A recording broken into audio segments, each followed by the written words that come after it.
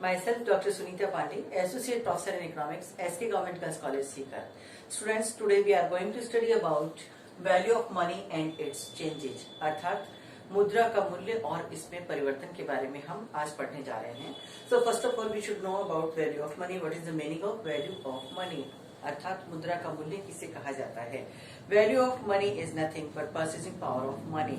इसका मतलब ये होता है कि मुद्रा का मूल्य से हमारा मतलब है मुद्रा की क्रय शक्ति.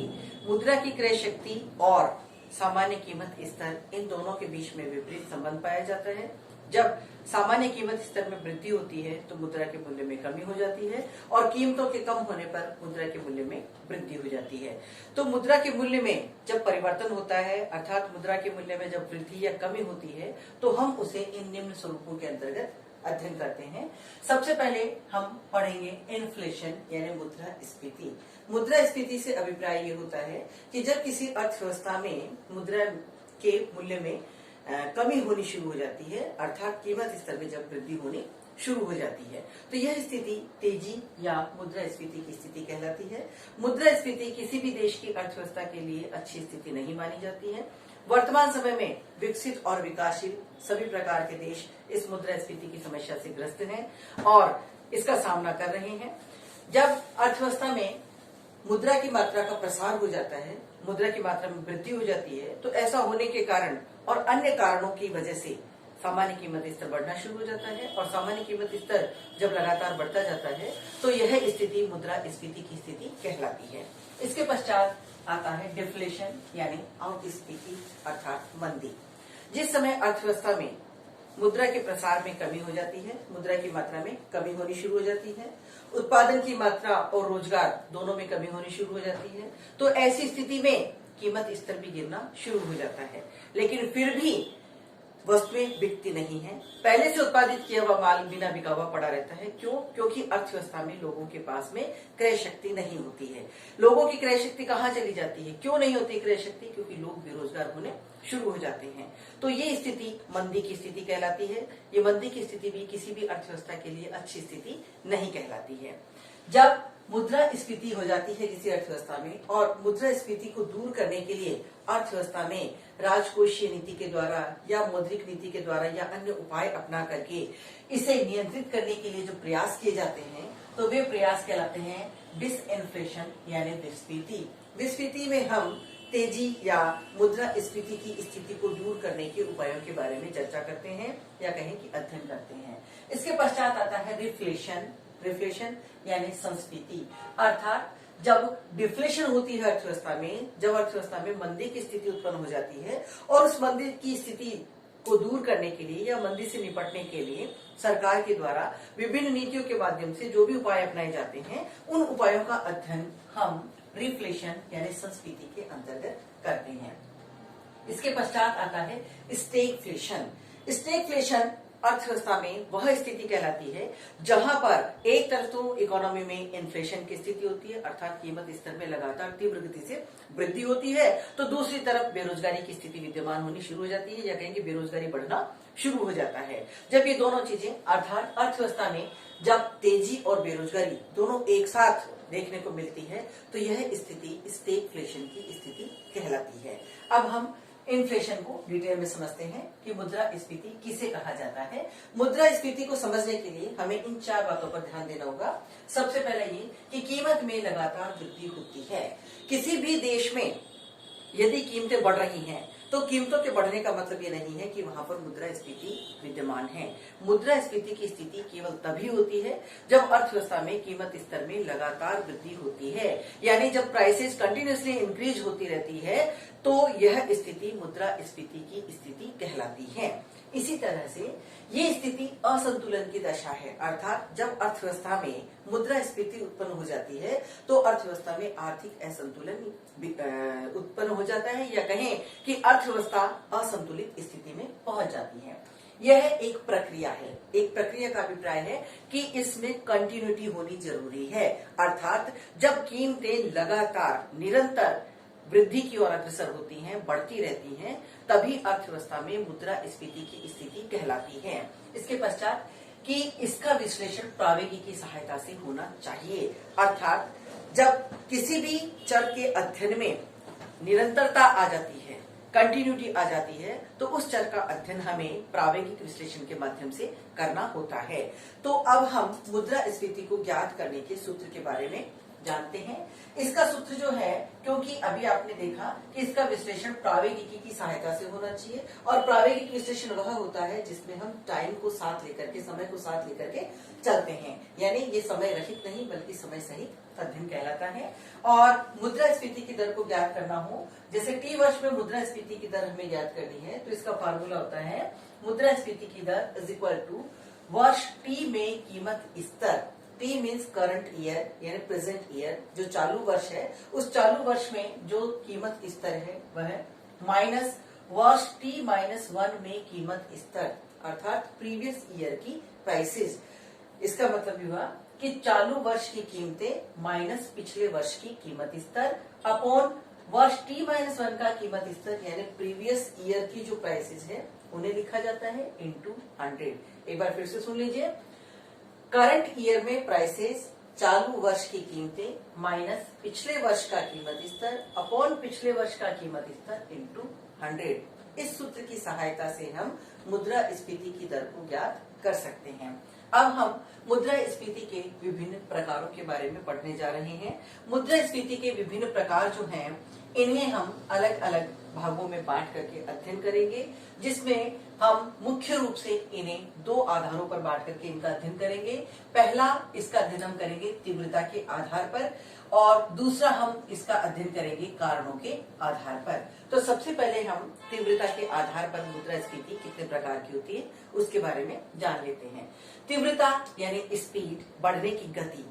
सबसे पहले है साधारण।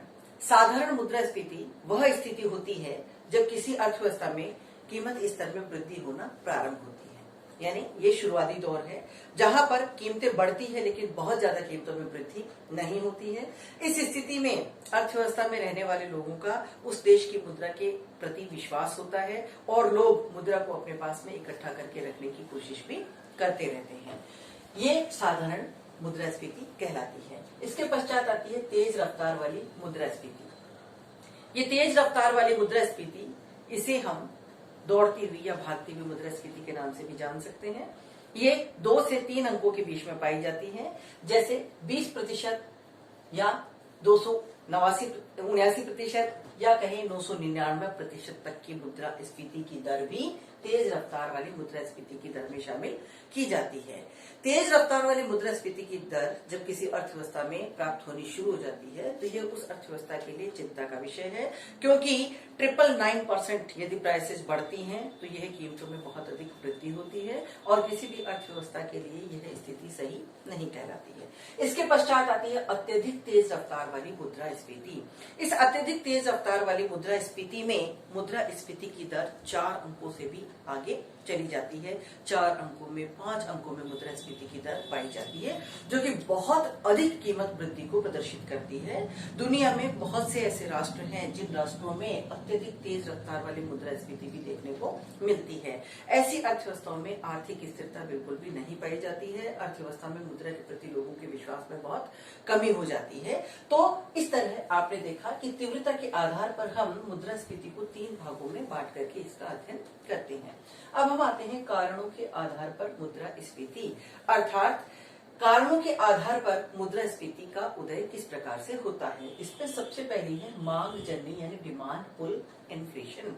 मांग जन्य मुद्रास्फीति का अभिप्राय ये होता है कि जब इकोनॉमी में डिमांड में वृद्धि होती है, अर्थात किसी भी कारण से वस्तुओं और सेवाओं की मांग में जब वृद्धि हो जाती है, मांग तो बढ़ जाती है लेकिन पूर्ति उसके अनुरूप बढ़ नहीं पाती है। तो जब मांग और पूर्ति में असाम्य या असंतुलन उत्पन्न हो जाता है तो ऐसी स्थिति में कीमत स्तर में वृद्धि होना शुरू हो जाता है, और यही स्थिति लगातार यदि चलती रहती है तो ये मुद्रास्फीति का रूप ले लेती है। इसे हम इस रेखा चित्र के द्वारा भी समझ सकते हैं। इस डायग्राम में आप देख रहे हैं कि एक 45 डिग्री की रेखा हमने OE बना रखी है। ये 45 डिग्री की रेखा जो है ये y = C+I+G यानी एग्रीगेट सप्लाई लाइन है, और दूसरी तरफ आपको एक और रेखा दिखाई दे रही है, इसका भी नाम है y equal to C plus I plus G, लेकिन इस रेखा का नाम है एग्रीगेट डिमांड कर्व, यानी ये एग्रीगेट सप्लाई कर्व है और ये एग्रीगेट डिमांड कर्व है। मान लीजिए कि इस इकोनॉमी में इक्विलिब्रियम का पॉइंट आने से पहले ही फुल एम्प्लॉयमेंट का बिंदु प्राप्त हो गया है, अर्थात अर्थव्यवस्था पूर्ण रोजगार की स्थिति में YF बिंदु पर पहुंच चुकी है। तो ऐसी स्थिति में ए बी दो बिंदु आपको दिखाई दे रहे हैं, ए और बी के बीच में अंतराल है, गैप है, अर्थात ए बिंदु एग्रीगेट डिमांड फंक्शन पर स्थित है और बी बिंदु एग्रीगेट सप्लाई कर्व पे स्थित है। ए और बी दोनों के बीच में एक प्रकार का अंतराल विद्यमान है, इसे हम इन्फ्लेशनरी गैप यानी स्फीतिक अंतराल के नाम से जानते हैं। ये मुद्रा स्फीति को बताता है। ये मुद्रा स्फीति किस वजह से उत्पन्न हुई है? ये मांग में होने वाली वृद्धि के कारण अर्थव्यवस्था में उत्पन्न हुई है। तो इस तरह आपने देखा कि डिमांड पुल इन्फ्लेशन अर्थव्यवस्था में वह स्थिति होती है जब इकोनॉमी फुल एम्प्लॉयमेंट के लेवल पर पहुंच जाती है और डिमांड बढ़ती है लेकिन उसके अनुरूप सप्लाई नहीं बढ़ पाती है। Whether demand is greater than supply then prices will definitely increase. तो ये स्थिति निश्चित रूप से अर्थव्यवस्था को इन्फ्लेशन की ओर ले जाती है। इसके पश्चात हम पढ़ेंगे लागत जन्य यानी कॉस्ट पुश इन्फ्लेशन के बारे में। कॉस्ट पुश इन्फ्लेशन का मतलब होता है लागत प्रेरित स्फीति या लागत जन्य स्फीति। इसके नाम से ही स्पष्ट है कि अर्थव्यवस्था में जब लागतों में वृद्धि होनी शुरू हो जाती है तो उसके कारण अर्थव्यवस्था में सामान्य कीमत स्तर बढ़ना शुरू हो जाता है और सामान्य कीमत स्तर जब लगातार बढ़ता है तो वह स्थिति मुद्रास्फीति का रूप ले लेती है। लागतों में वृद्धि किस प्रकार से होती है और क्यों होती है? लागतों में वृद्धि होने के कई कारण हैं। जैसे मान लीजिए कच्चे माल की कीमतों में वृद्धि होना शुरू हो गया है, या कहें कि श्रम की मजदूरियों में वृद्धि होनी शुरू हो गई है, पूंजी का ब्याज भारी पड़ने लगा है, महंगा हो गया है, ब्याज की दरों में वृद्धि हो गई है, या इकोनॉमी में क्रूड ऑयल के भावों में वृद्धि हो गई है। तो ये सारी की सारी स्थितियां कॉस्ट को बढ़ाने वाली होती हैं कि प्रोडक्शन की पर यूनिट कॉस्ट जब बढ़नी शुरू हो जाती है, प्रति इकाई उत्पादन की लागतों में जब वृद्धि होना शुरू हो जाता है तो ऐसा होने पर निश्चित रूप से वस्तु की कीमत में भी वृद्धि होगी और जब लगातार वस्तुओं की कीमतों में वृद्धि होती चली जाएगी तो ये स्थिति मुद्रा स्फीति का रूप ले लेती है। इसे आप इस डायग्राम की सहायता से यहाँ समझ सकते हैं। आपके सामने जो रेखा चित्र है, इस रेखा चित्र में आप देखिए कि आपको AD ये एग्रीगेट डिमांड फंक्शन दिखाई दे रहा है और AS ये एग्रीगेट सप्लाई फंक्शन है। इसके बाद डॉटेड लाइन के रूप में AS1 एक और रेखा चित्र आपको दिखाई दे रहा है। ये रेखा चित्र जो प्रारंभिक रेखा चित्र AD और AS है उसका E बिंदु है, वह साम्य का बिंदु है और उस साम्य के बिंदु पर OP प्राइसेस तय होती हैं। लेकिन यदि मान लीजिए कि अर्थव्यवस्था में पर यूनिट प्रोडक्शन में यदि प्रोडक्शन की कॉस्ट में यदि वृद्धि होनी शुरू हो जाती है तो ये AS वक्र जो है ये ऊपर की ओर शिफ्ट हो जाता है और AS1 के रूप में आ जाता है। अब साम्य का बिंदु E से परिवर्तित होकर के E1 हो जाता है और प्राइसेस P से बढ़कर के P1 हो जाती है। तो इस तरह आपने देखा कि यहाँ कीमतों में वृद्धि होनी शुरू हो गई है और यदि ये क्रम लगातार जारी रहता है तो कीमत में होने वाली वृद्धि भी लगातार होती चली जाएगी और यह मुद्रास्फीति का रूप धारण कर लेती है। तो इस तरह आपने ये कारणों के आधार पर मुद्रास्फीति के प्रकार पढ़े। अब हम पढ़ेंगे ढांचागत मुद्रास्फीति। ढांचागत मुद्रास्फीति जो है ये भी कई प्रकार की होती है, कई कारणों से उत्पन्न होती है, जिसमें सबसे पहला है साधनों का अभाव। विकसित और विकासशील राष्ट्रों में स्पेशली उत्पत्ति के साधनों का अभाव पाया जाता है, संसाधनों की कमी पाई जाती है और इन संसाधनों की कमी को दूर करने के लिए विकासशील अर्थव्यवस्थाओं में अधिकांशतया घाटे की वित्त व्यवस्था का सहारा लिया जाता है और ऐसा करने पर वहां पर कीमत स्तर में वृद्धि होनी शुरू हो जाती है और कीमतें जब बढ़ती है तो मुद्रास्फीति की स्थिति इन राष्ट्रों के समक्ष उत्पन्न होनी शुरू हो जाती है। इसी प्रकार विदेशी मुद्रा का अभाव। विकासशील राष्ट्रों में विशेष रूप से विदेशी मुद्रा का अभाव पाया जाता है। आयातों का मूल्य चुकाने के लिए विदेशी मुद्रा इनके पास में नहीं होती है और इनका भुगतान करने के लिए इनके द्वारा बार बार विदेशी राष्ट्रों से ऋण लिए जाते हैं और उस ऋण का ऊंची मात्रा में ब्याज का भुगतान इन राष्ट्रों के द्वारा किया जाता है। तो इस प्रकार विदेशी मुद्रा का अभाव होने के कारण भी जो प्रोडक्शन इकोनॉमी में किया जा रहा है उसकी लागतें बढ़ जाती हैं और लागतें बढ़ने के कारण कीमतों में भी वृद्धि होनी शुरू हो जाती है और यही कारण जो है वह मुद्रास्फीति का कारण बन जाता है आगे चल करके। इसके बाद में नेक्स्ट है आधारभूत ढांचे की कमियां। विकासशील राष्ट्रों में मुख्य रूप से पावर की और परिवहन के साधनों की कमी पाई जाती है और पावर और परिवहन के साधनों की कमी और इंफ्रास्ट्रक्चर की कमी के कारण प्रोडक्शन की जो कॉस्ट है वह बढ़नी शुरू हो जाती है, उत्पादन की लागतों में वृद्धि होनी शुरू हो जाती है। तो इस प्रकार आपने देखा कि आधारभूत ढांचा जब तक इकोनॉमी का सॉलिड नहीं होता है तब तक कोई भी इकोनॉमी ठीक प्रकार से ग्रोथ नहीं कर पाती है, नीची लागतों पर उत्पादन नहीं कर पाती है और ऐसी अर्थव्यवस्था में उत्पत्ति की लागतें ऊंची आती है। इस वजह से वहां कीमत स्तर में वृद्धि हो जाती है और यही कारण है कि उस इकोनॉमी में मुद्रास्फीति उत्पन्न हो जाती है। इसी प्रकार लास्ट में आप देखेंगे खाद्य पदार्थों की कमी। बहुत से विकासशील राष्ट्रों में खाद्य पदार्थ मांग के अनुरूप प्राप्त नहीं हो पाते हैं, अर्थात उत्पादन उतनी मात्रा में नहीं हो पाता है जितनी मात्रा में इन राष्ट्रों में खाद्य पदार्थों की खपत होती है, मांग होती है। जैसा अभी मैंने आपको बताया कि whether demand is greater than supply then definitely prices will be increase. अर्थात मांग और पूर्ति में जब साम्य नहीं होता है, मांग बढ़ती चली जाती है और पूर्ति उस मांग के अनुरूप बढ़ नहीं पाती है, तो ऐसी स्थिति में निश्चित रूप से इकोनॉमी में इन्फ्लेशन की स्थिति उत्पन्न हो जाएगी। तो इस तरह आज आपने देखा कि मुद्रास्फीति क्या है। मुद्रास्फीति का मतलब है किसी भी अर्थव्यवस्था में कीमतों में होने वाली लगातार वृद्धि। केवल कीमत बढ़ने पर हम उसको मुद्रास्फीति का नाम नहीं दे सकते हैं। यदि कीमतों में होने वाली वृद्धि लगातार होती रहे, अगर लगातार सामान्य कीमत स्तर बढ़ता रहे तो ही वह स्थिति मुद्रास्फीति की स्थिति कहलाती है।